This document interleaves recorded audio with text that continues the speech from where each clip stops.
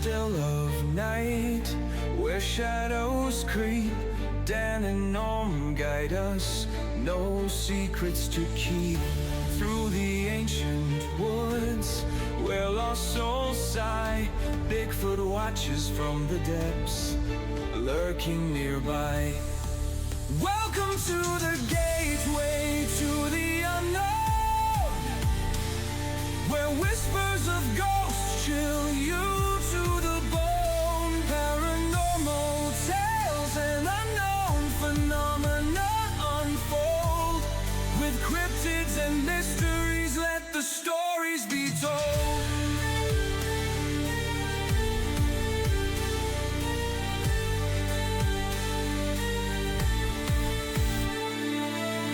Echoes of laughter from realms out of sight. Ghostly apparitions dance in the pale moonlight. In haunted halls where shadows entwine, Dan and Norm lead us through the veil of time. Welcome to the gateway to the unknown, where whispers of ghosts chill you to the bone. Paranormal tales and unknown phenomena unfold. With cryptids and mysteries, let the stories be told. Through fog and fear we venture deep into ancient mysteries where secrets sleep. With every heartbeat we draw near to enigmas hidden in the atmosphere.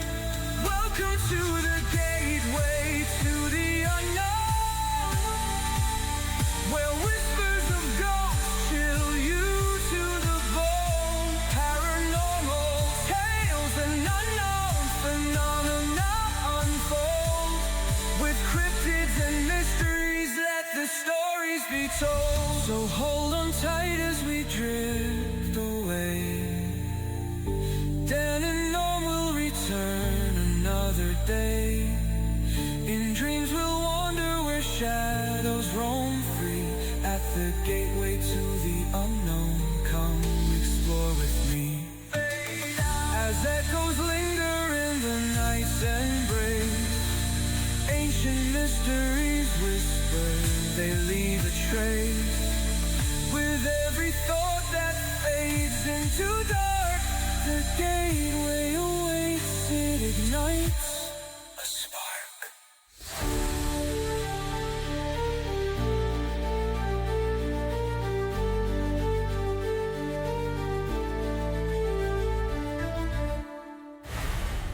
Poltergeist activity refers to instances in which odd physical disturbances occur. Objects moving, noises, lights flickering, often in a home or workplace without any obvious earthly cause. The word poltergeist comes from the German poltern, which means to make noise, and Geist, which means ghost. What makes these events especially eerie is that they seem to violate everyday expectations of physics, yet they frequently involve ordinary people, not professionals. Some reports include loud banging, voices, thrown objects, or even levitation of furniture. Scientists, skeptics, spiritualists, and witnesses often disagree on explanation, with some pointing towards psychological stress, some towards natural phenomenon, and others towards something more mysterious. The phenomenon is scattered worldwide across centuries, cultures, and social classes.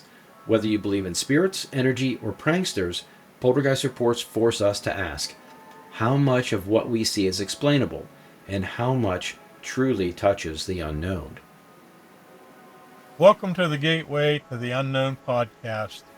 I'm Dan Hegman. And I'm Norm Domek.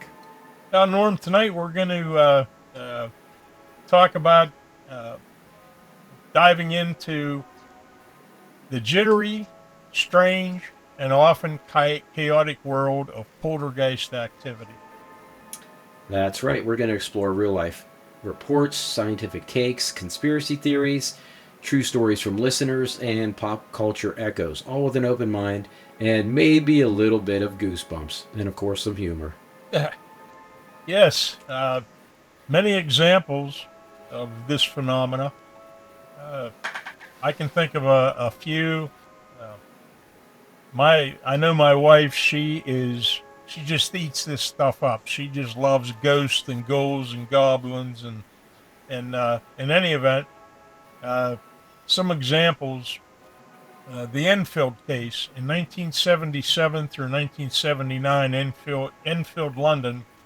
The Hodgkin family's home at 248 Green Street became notorious when sisters Janet, age 11, and Margaret, age 13, reported furniture moving, hearing knocking sounds, objects being thrown across the room, disembodied voices, feeling cold breezes, and most dramatically, apparently levitating movements.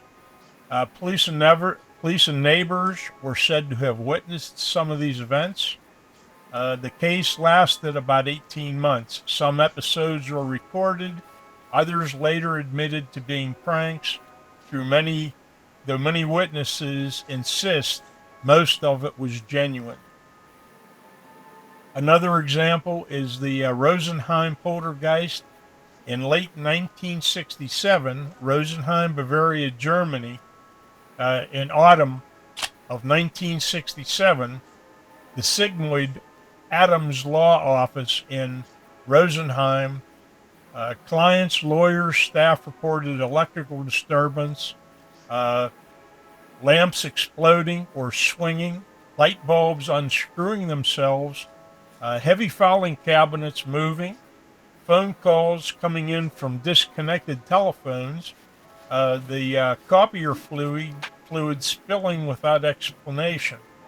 The phenomena were claimed to happen mostly when a young secretary, 19 years old, Anna Marie, excuse me, Anna Marie Saber slash Snyder was present. As soon as she left the job, much of the activity reportedly ceased. Another example is the Amherst mystery, Great Amherst case. In 1878 and 1879, in Amherst, Nova Scotia, Canada, Esther Cox, then about 18, experienced violent poltergeist phenomena such as knockings, rattlings at night, objects flying, wall scratching, and words appearing on the wall. Emily Cox, you are mine to kill.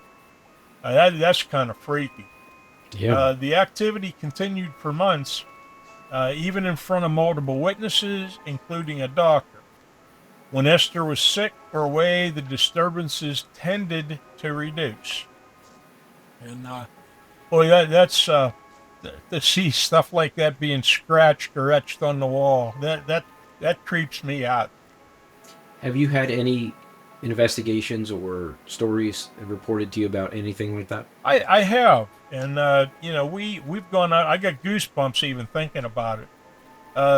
I live in Butler, PA, Butler, Pennsylvania, and up by the Butler Hospital, there's a road that goes by it, and there's several homes, and this was a red brick home, and the home was constantly put on the market for sale. People would move in, and the next thing you know, the place was vacant.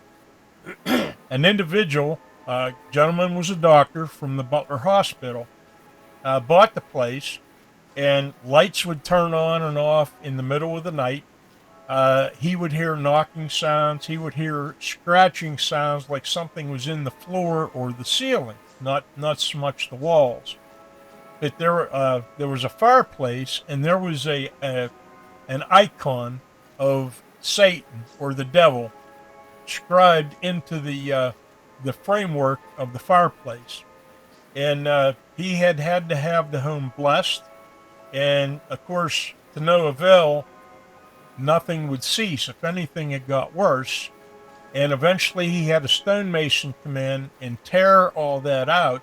And then shortly after that icon was tore out, the stuff ceased. Oh, And wow. all very well documented. And I drive by that home quite often because I live in the area. And when I do, the hair just stands up off the back of my neck. Oh, Just man. there are creepy things like this that happens. Believe you me. Okay. Well, there's a couple more cases, three actually. The next one is Tina Resch from Colombia. And Tina, then a teenager, and her family claimed that objects flew around, strange lights appeared, phone cords whipped, and photos were taken purportedly showing a handset flying. Skeptics accused hoaxing and noted that many incidents could be tied to when Tina was unobserved. Some photographic evidence examined later was challenged. The next one is the Thornton Heath Amanda Fielding case. And this comes out of London. Amanda Fielding, a housewife, her husband Les, and their son Don, and a lodger named George reported cups and saucers breaking, objects being thrown, an egg flying down a corridor, and a light bulb apparently migrating across the room while hot, and even a flying chunk of coal narrowly missing a reporter. And the weather outside was stormy. Inside was normal, just a normal middle class home. And reports occurred over several days. And reporters were sent in by the Sunday Pictorial, and they saw some things happen as well. The next case is the Doris Bither case in Culver City, California. Doris Bither and her 4 children lived in a dilapidated home, and she reported attacks by invisible entities, strange lights, cold spots, odors, poltergeist-like events, objects falling, walls being scratched, and investigators Taff and Gaynor witnessed over weeks some phenomena that was less dramatic, but it was in front of others, and photos were taken, and then they were heavily questioned, but not everything was debunked. That's interesting. I have to ask you, Norm. I know uh, when we were doing prep work for the different episodes that we were planning on presenting on our podcast, I know we were talking different things, and we talked about this subject matter. I remember you telling me that you had have or had, I believe, a haunted mirror. I do. Would I you do. would you care to share any of that with our listening audience? Sure. And in fact, since this is the season 2, episode 1, what I will do is the next wrap party we have for the next season, we will not raffle, but we'll give away that mirror. Oh We'll give wow, it away. It's yeah. wrapped up stairs with a cross on it.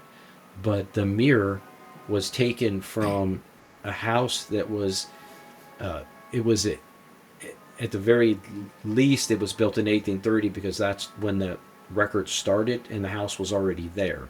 And it was a house that my father owned and I owned, and we found it. He and I found it in the basement, in a little kind of a like a little, not a room, but it was like a little cutout, and it was back there just against the wall. So who knows how long it was there.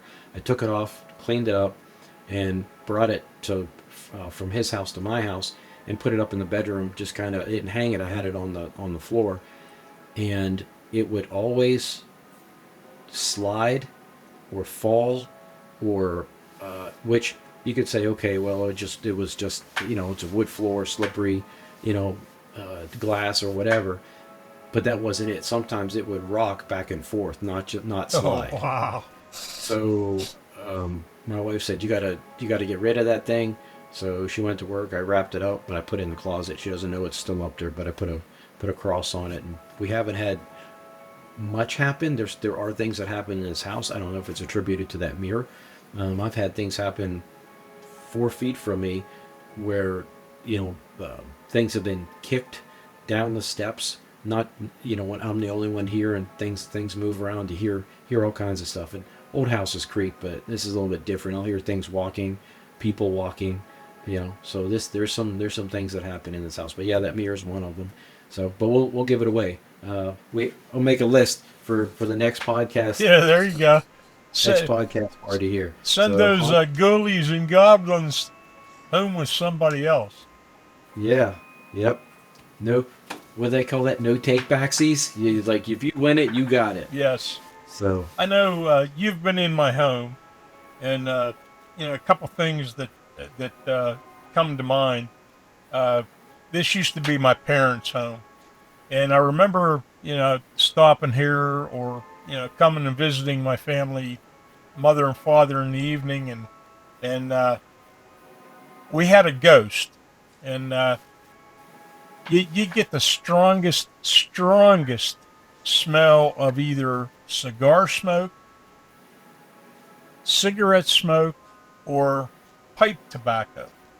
And Okay. no one in this house ever smoked cigars or pipes. And I remember sitting in the living room, and my dad, he told my mom, he said, he called her Hun. He said, Hun, would you get your son and I a beer? So my mom, she got up and she walked from the living room into what we call the front room. And the kitchen in this house, it's laid out crazy. The kitchen is in the upstairs. My parents would entertain in the downstairs, and of course for the most part, they lived in the upstairs. So of course, my mother had to get up and go upstairs to get us the beer, and she also got us something to snack on. But when she stepped into the front room and turned like she was going out to the foyer to go up the steps, she let out a ungodly loud scream. And of course, I jumped up. I thought, what the heck? Here she saw a full body apparition of a guy that was standing on the stairs, and he was kind of standing with his head cocked back, smoking a pipe. And he looked like he was like one of these ancient sailors. So, Gordon's fiction. jokingly, he got the name the captain. And if anything would ever happen, she would always refer to him as the captain. Uh, it startled her, although, no one ever felt threatened. But, you know, both my parents are gone, and I'm now living in the very home. And we'll be sitting here, and my wife will say, you smell that. And you get this strong, pungent odor, like somebody's sitting smoking a cigar right beside you and blowing smoke in your face, or Yeah. pipe tobacco. One is comes to mind. It's called cherry blend. Now I don't smoke, so I don't know that much about it. But there's a pipe tobacco called cherry blend, That's what I used to smoke and when I smoked. we get that odor all the time. And It smells good. Yeah. we also, even the dog will react. He'll be on the couch. He jumps up and goes to the doorway between the living room and the front room, and you'll watch him. He starts growling, a real low guttural growl, and you Yeah. look at him, and he's following something with his head, and he's growling, and his muscles are all tensed up, and then all at once he just starts barking like crazy. So Okay. what is he seeing that we're not? But Right. like I said, we don't feel threatened by it. But these things do exist. They Yeah. definitely do exist. When I'm on the couch with my wife and I ask her if she smells anything, that's normally me. We Uh, talk about it. Beans for dinner, eh? Oh gosh. So here's a story from this one's from Robin. It's from our mailbag. And I got this one from Robin, writing from Burlington, Vermont, in late October. The leaves were golden and the nights crisp. Robin and roommate were renting a century-old house built of cedar and stone, perched near a small river whose flowing was audible through the trees when the wind blew just right. So you could hear the river flowing. Okay.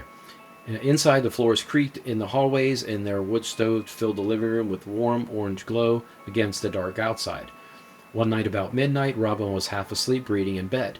The lamp on the bedside table flickered 3 times. It went out, then on. Thinking the bulb was loose, Robin sat up, reached out, and the bulb was tight. The room was quiet, but there was a gentle tap, tap, tap, rhythmically on the wall behind the bookcase. Only the bookcase wasn't against the wall. It floated several inches gap from the wall because of old floorboards warping. The tap came again. Heart pounding, Robin got up, shone a flashlight, and it revealed nothing. No animal, no branch, nothing. A week later, during the thunderstorm, their roommate Mariah was in the kitchen making tea. Robin was upstairs and then heard a cabinet door slam.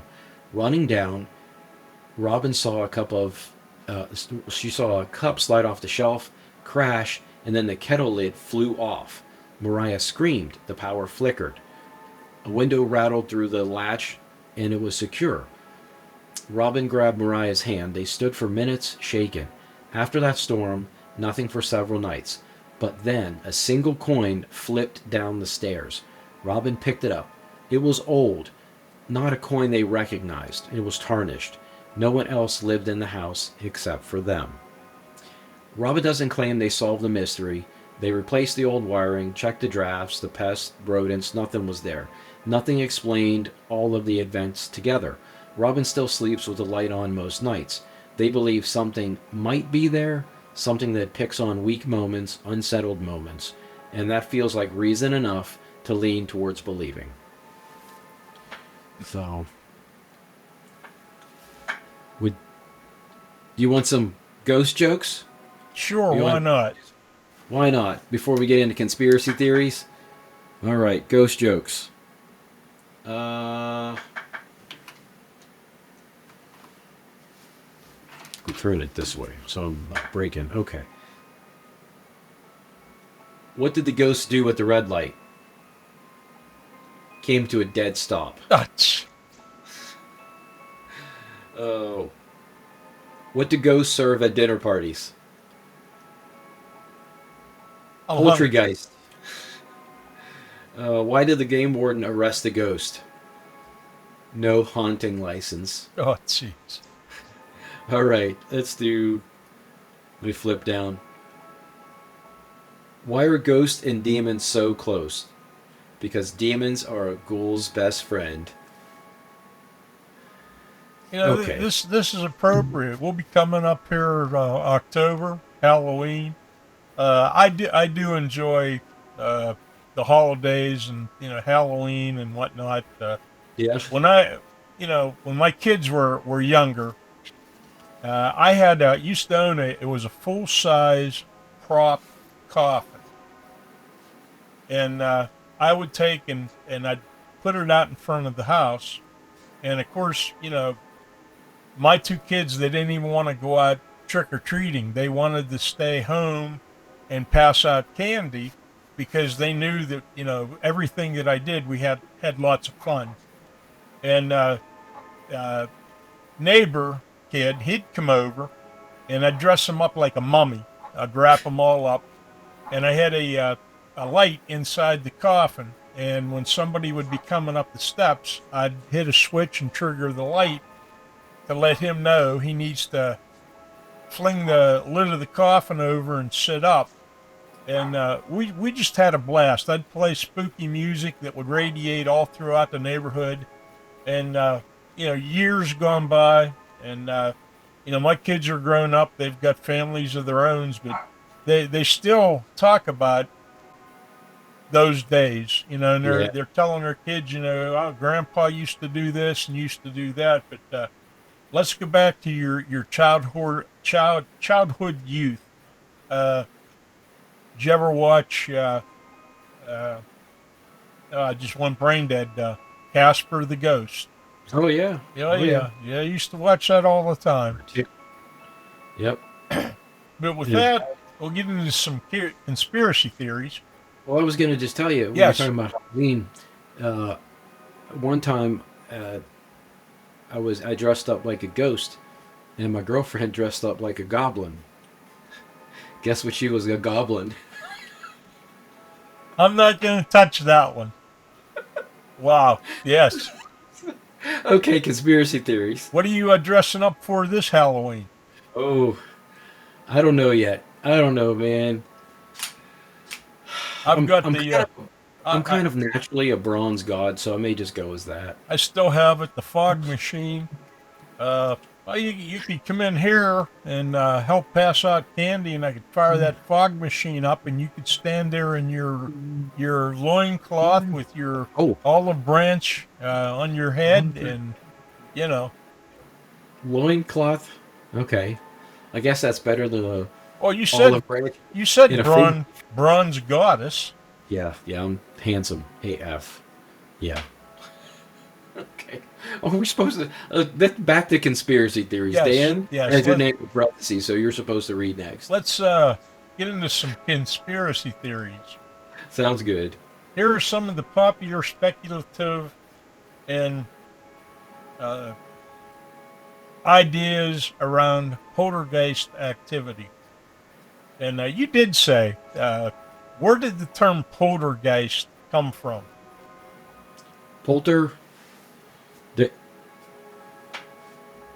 The Geist means ghost, and I think it's moving. I think it said it's moving. Am I supposed to pay attention to the stuff that I read? Is that how this is supposed to work? Uh, the poltergeist. The word poltergeist comes from German poltern, which means to make noise, and geist, which means ghost.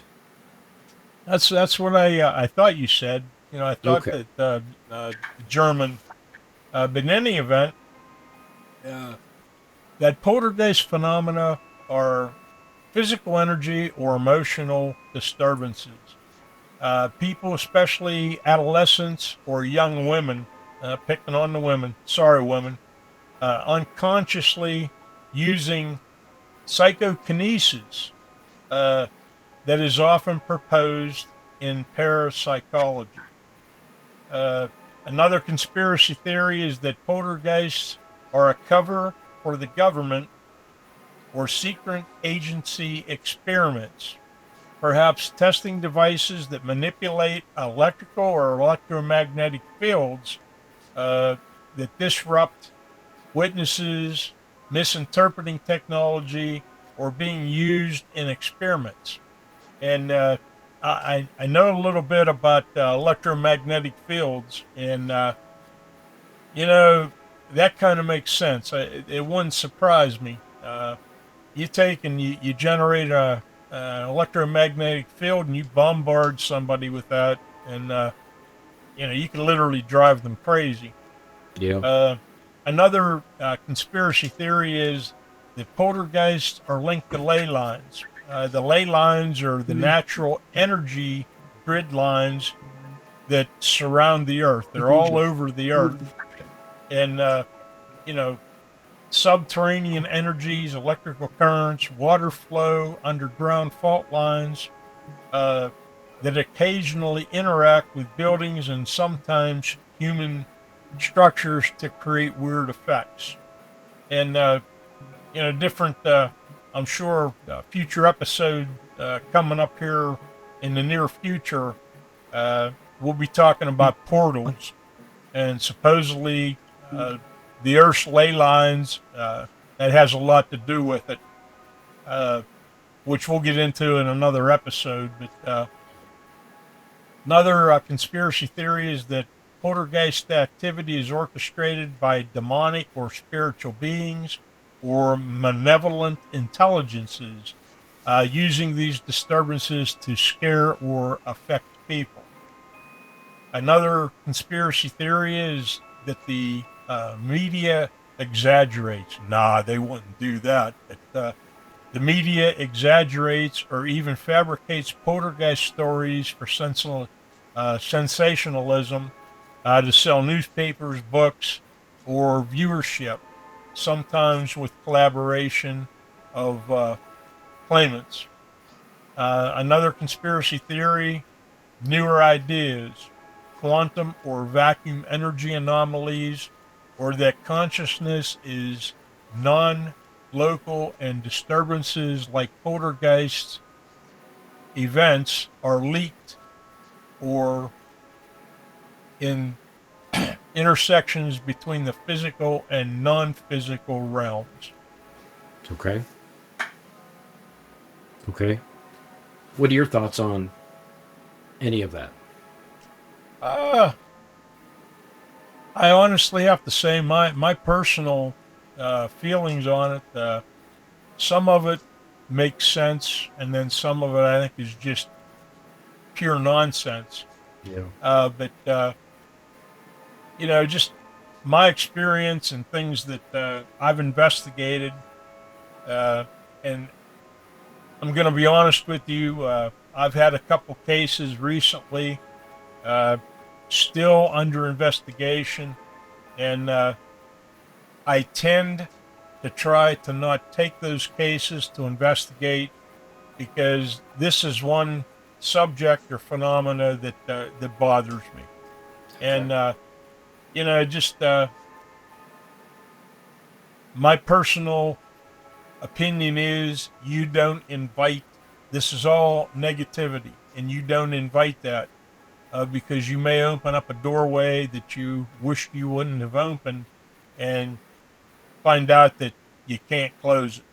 Right. Uh, I don't turn people away. Uh, if it's something that I feel is more than I can handle, I'll contact people I know that do it, and you know give the case to them, and they usually report back to me to let me know what their findings are. But Okay. it is disturbing, and you know it's what it is. Okay. Well, you were talking about disturbances, and this one says disturbances often decrease or increase when the purported agent is removed from the location, whether they move away, job change, something like that. And many cases appear just specific on a very specific person, often someone emotionally stressed, teenagers, or just young women in several reports. But I think anybody really, anybody young, they say that any major changes, especially in young people that are making the physical change into adulthood, all the chemistry that the body chemistry is somehow interacts with the world around us. So that's one of the things. But witness testimony is often inconsistent. Details vary significantly, and reports sometimes contradict. And memory or expectation bias plays a role. Controlled observation is rare. The next fact is many photographs or recordings in famous cases have been critiqued, revealing that some phenomena occur when observers are not watching or evidence is ambiguous. And skeptical investigators often find that simpler explanations, hoaxes, trickery, suggestion, misinterpretation, can account for parts, though rarely for everything in a case. Another fact is no poltergeist case has ever been reproduced under fully scientific, reproducible, controlled laboratory conditions, and which totally eliminates any alternative explanations.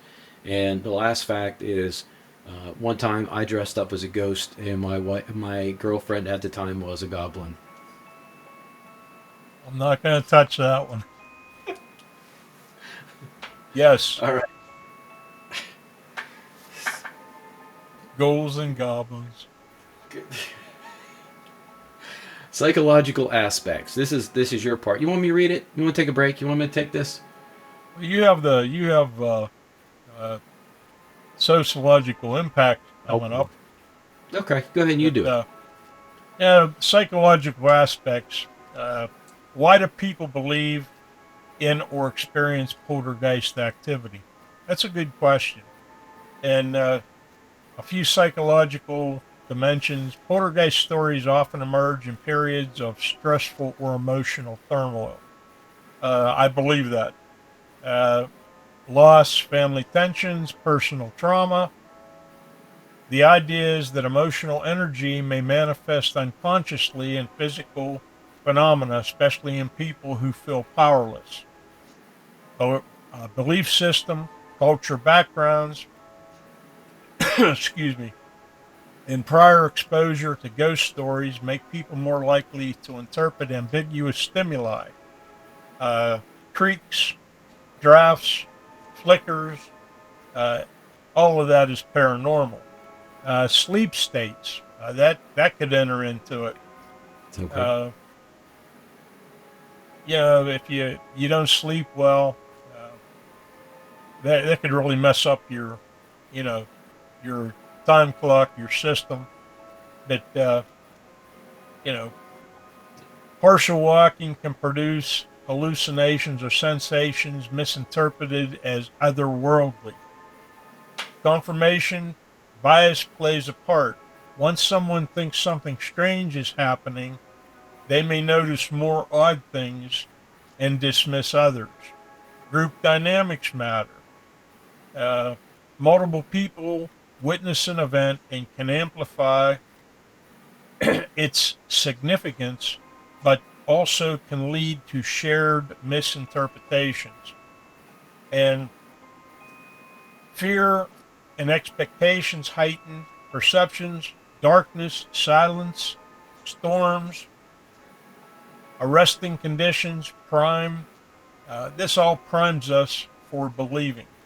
Even memory itself can shift. Retelling the story frequently can subtly change details, making impossible events seem more coherent. Okay. And the sociological impact of poltergeist activity has influenced society and culture in multiple ways. It feeds a large industry. Media, books, podcasts, and stories of poltergeists sell.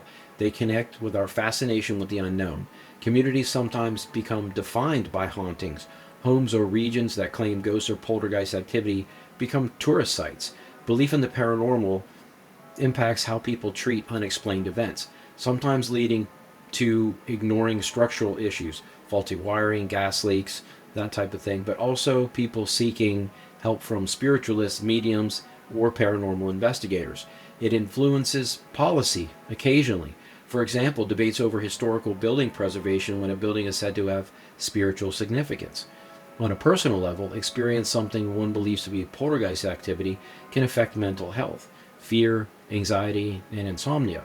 There's also a cultural function. These stories address universal themes: loss, anxiety, fear of unseen forces, and can be a way for communities to process events that feel beyond ordinary life. Finally, skepticism and science have also pushed back, encouraging critical thinking and pushing for better documentation and standards in paranormal investigation.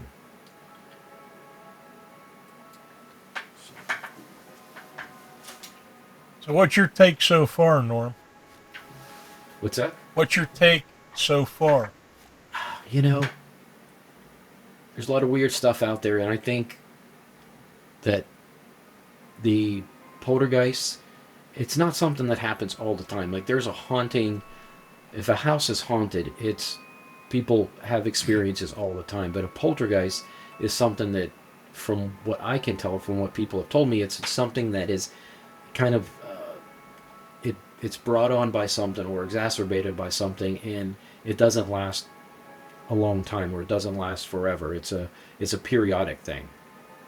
So, with that said, does it have to do with a change in seasons? Does it have to do with moon cycles? Does it have to do with moon cycles and how much weather, how much water is in the atmosphere? So it'd be interesting for somebody who does have poltergeist to note when they do it, and note a little bit more scientifically, what's the weather like? What's the temperature like? What time, what's the date? Is it the fall equinox? What is it?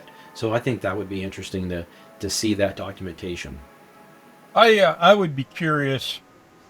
Uh, I know that negative energy can manifest a lot of strange phenomena, Yeah. and I'm wondering, people that experience this phenomena or experience these events, their outlook, are they negative? How many people that are positive and carry a positive outlook? Uh, and I would be curious to know, our listening audience.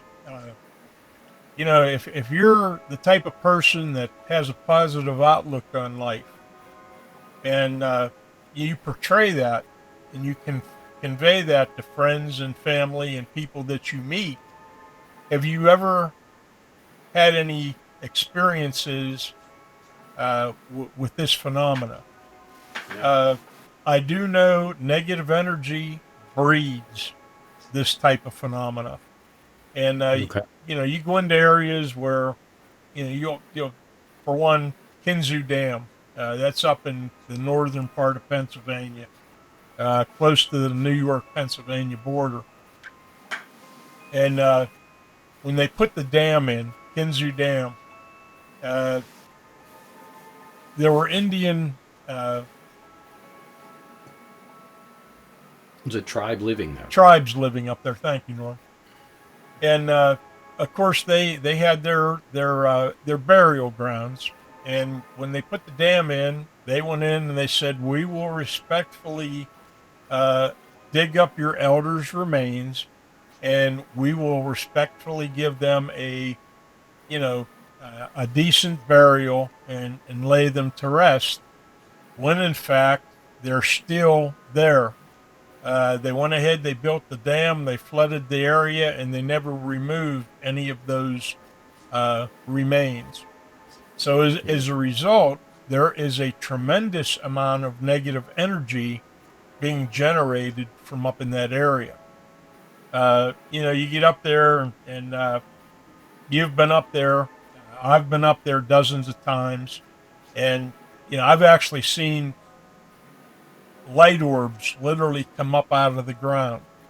Uh, a friend of ours that lives up there, he's made reference to, we see those all the time. Just a lot of strange events that go on up there, and I'm just wondering if that's because of such negativity in that area. Yeah, I saw some weird, really weird and strange things uh, a couple of different times, but the biggest one that sticks out in my mind is the night we were roommates. I saw some weird stuff. Saw me getting up and going to the bathroom and standing in the doorway. I remember you referring that to a group of our friends. Yeah, like I thought you were wearing tidy whities, but that was just your tan lines. Yes, yes. Well,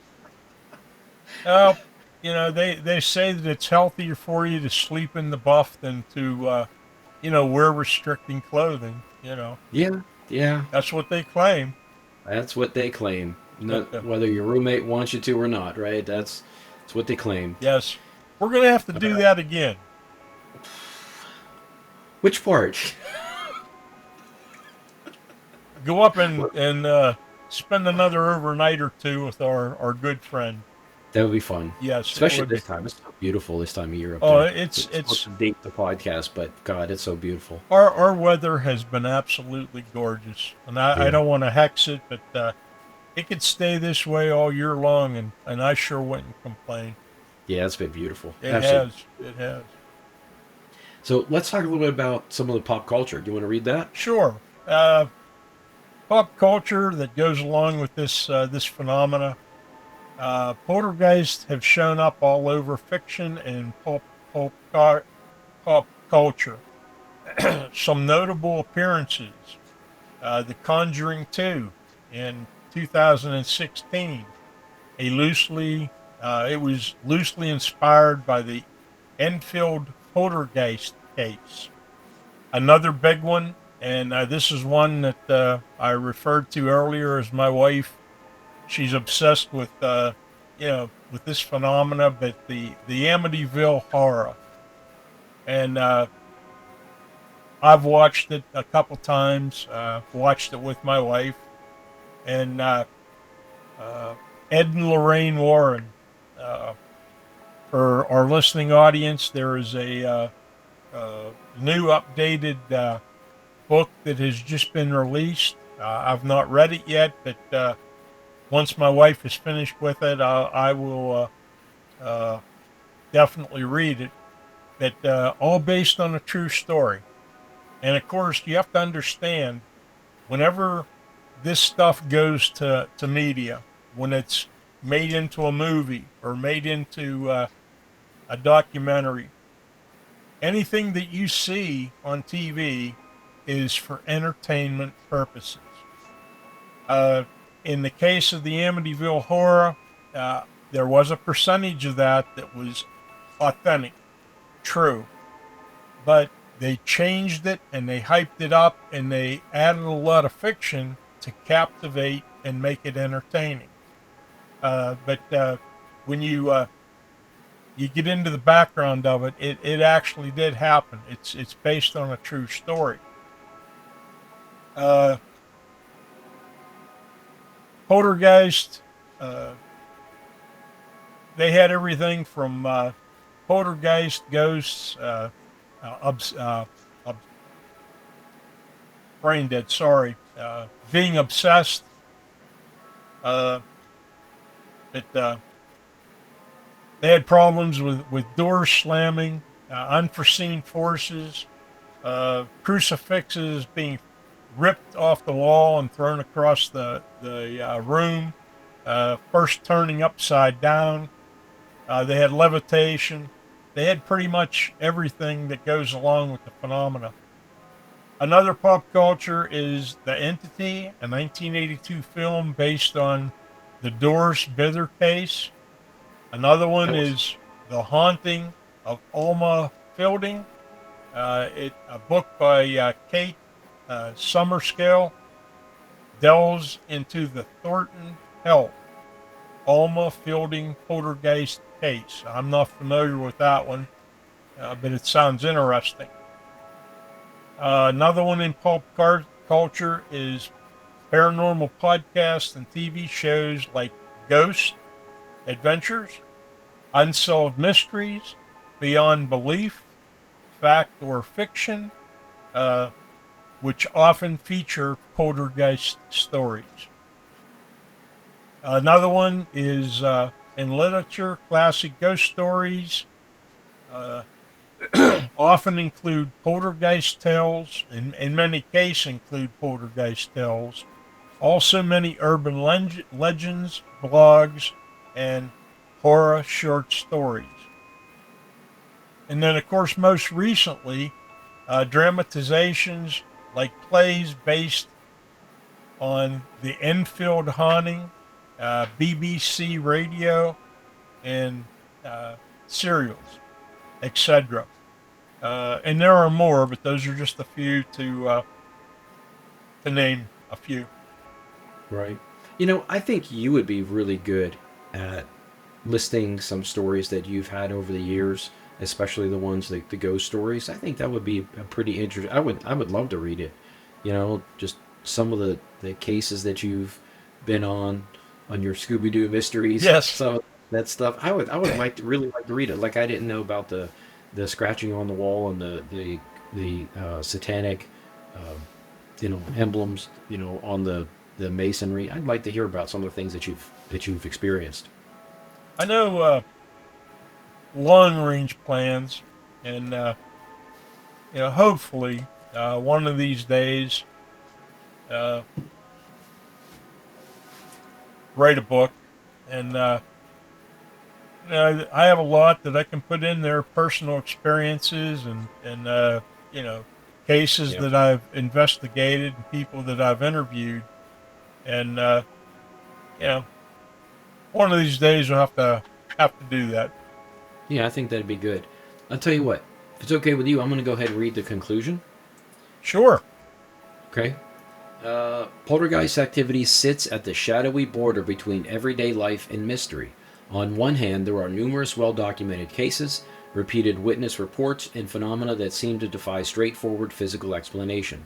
On the other hand, skeptics raise legitimate concerns: bias, hoaxes, misinterpretation, faulty controls. What seems clear is that even when one explanation covers some part of the case, very often other anomalies remain. I lean toward the idea that poltergeist phenomena are real in the sense of, quote, something unusual is happening, end quote. Even if our current science doesn't yet fully describe how, and that ordinary people do sometimes experience extraordinary things. We'd love to hear from you, even if you felt the lights flicker, things move, heard knocks in the night, or witnessed something you can't explain. Please write in. Your story might be the one that pushes the boundary. And thank you for joining us in the Dark Corners. Until next time, keep your eyes open, your mind curious, and your heart steady. And is there anything you'd like to add to that, Dan? Just don't invite negativity into your life. And I know it's hard. If you're having problems, you don't know who you can turn to, you don't know who you can share your experiences with. Like Norm said, write in. We're definitely not going to laugh at you, make fun of you. I know from personal experiences, when you have something traumatic happen in your lifetime, uh, the very people that you think you can open up to and go to are family.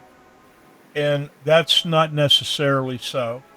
And, there are people out there that, if we can't help you, we'll find someone that can.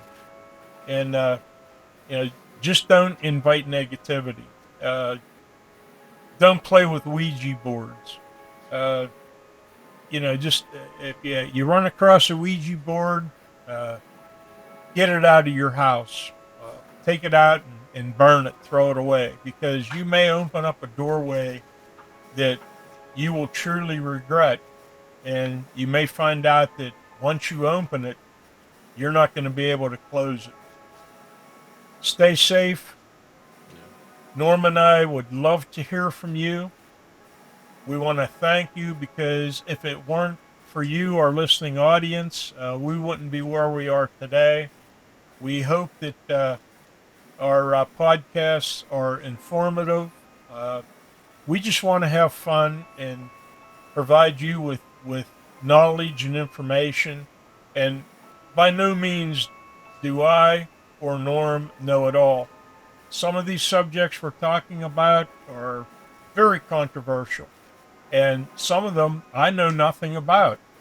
That the curiosity is there. I want to learn. I want to know, and that's what life is all about. Knowledge is power. You can never have enough knowledge. Stay safe. God bless. Please contact us and tune in for our next episode. Thank you for joining us at Gateway to the Unknown. Man, that was a long goodbye. I need to. Whew, I'm trying to get somebody to dress up like a goblin. We gotta call this a night. But Father, I don't like girls. I just want to sing. Hey, press the button. You got buttons to press, or is it not hooked up? Yeah, I suppose I can press one or two. Press one or two. All right. On that note, hope everybody has a great night, morning, whenever time you be listening. You be listening to us. Whenever you're listening to us, I hope you're having a great time, as much as Dana and I are having a great time doing this. So thank you very much. We'll talk to you soon. Bye. Bye-bye.